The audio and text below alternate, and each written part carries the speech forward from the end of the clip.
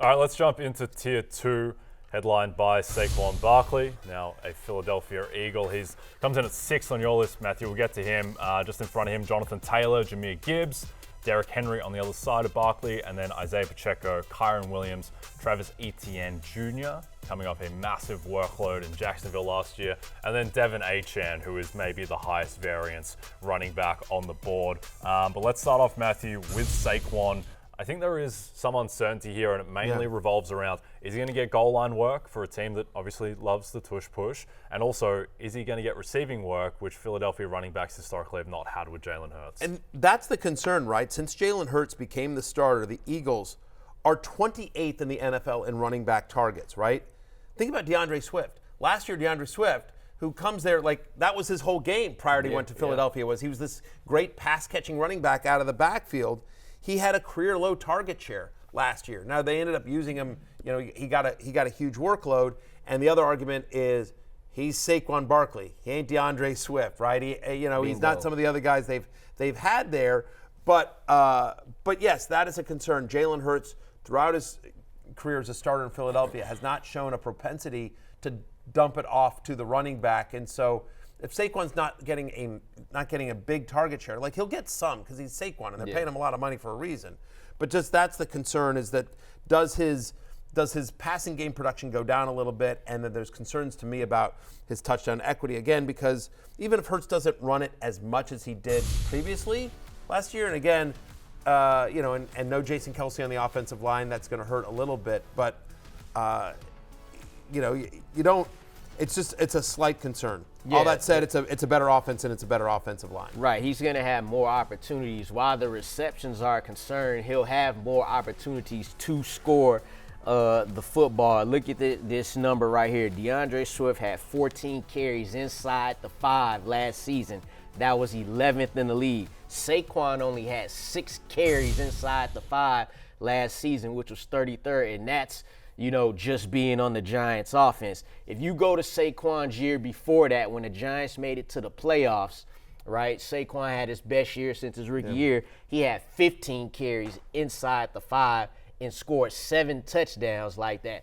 I expect that number to go up. So while the receptions may go down a little bit, he'll have more opportunities near the goal line. Yeah, with Saquon, my concern would be, and this is from Jacob Gibbs on Twitter, in terms of the past 3 seasons, just his tackle avoidance percentage, he's been at 12.9%. The NFL league average has been 18.4%. Saquon's in the same range as guys like Jamal Williams and Rashad White and A.J. Dillon. Like, I'm just worried that he is not the same guy physically that he was when he came out as a generational running back prospect. So obviously the environment changes. He's going to be more efficient just with the Eagles' O-line and just the offense in general. But I think there is a little bit of concerns with his age injury history that he might not be the guy that everyone expects. That's why he's in Tier 2. And you sort of look at the Tier 2, and that's why I sort of like going with either one of those first-round running backs or waiting a little bit here as well, right? So you think about Kyren Williams, right? So we like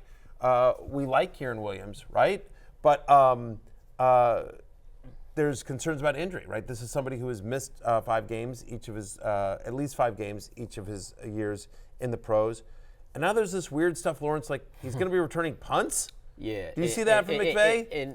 And that sent people online into a frenzy. Right. All of a sudden, he goes from Kyren Williams to people to Darren Sproles. Like, now that's what they see. But your former colleague, Mike Clay, over there at ESPN, tweeted something that actually made sense. Because a lot of people are like, oh, man, I can't draft Kyren Williams now. Yes, you can. This is what Mike Clay said. Kyren Williams handled 100% of the Rams' punt returns last season, weeks 1 through 3.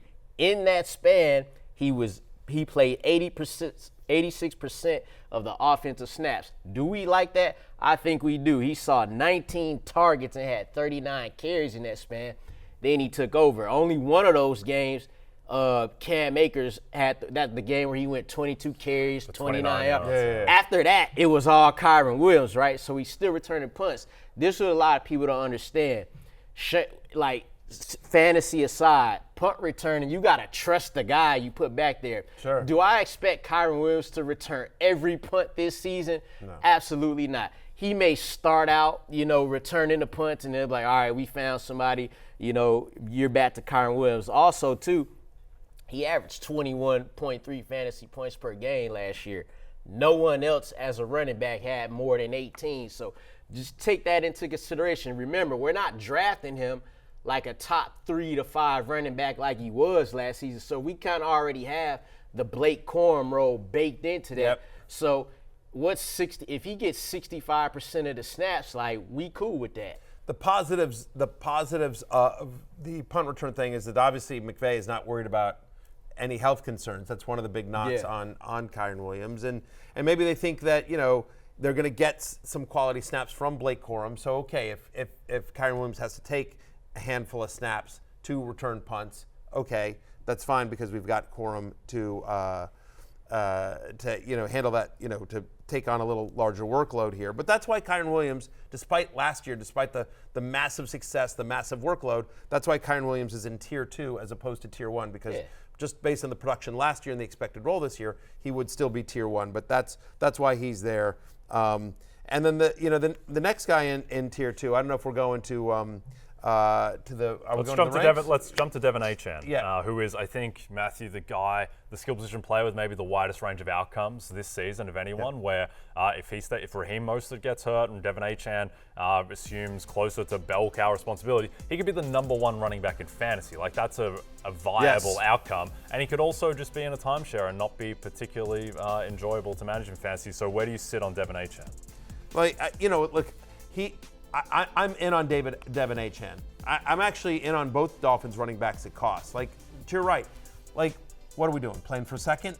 You're right. There's a wider range of outcomes with Devin Achane than there are with some of the other running backs. But number 1 running back in fantasy is well within the range of outcomes for him, as you pointed out. He's also somebody that can individually win you a week.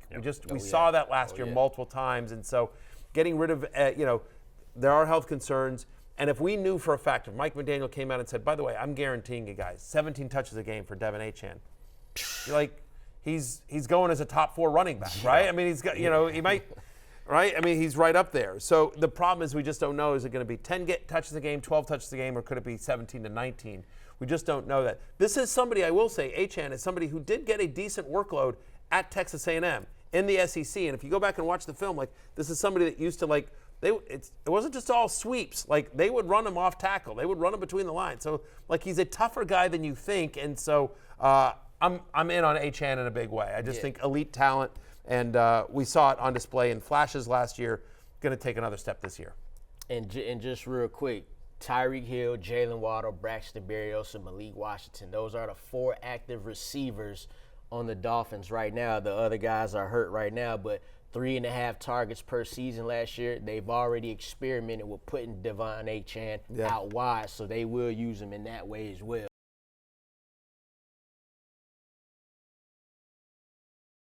Hey, it's Matthew Berry from NBCSports.com and RotoWorld.com, and I want to thank you so much for watching whatever it is you just watched, or if nothing else, being too lazy to click out of the autoplay after this video started, after whatever it is you actually wanted to watch finished.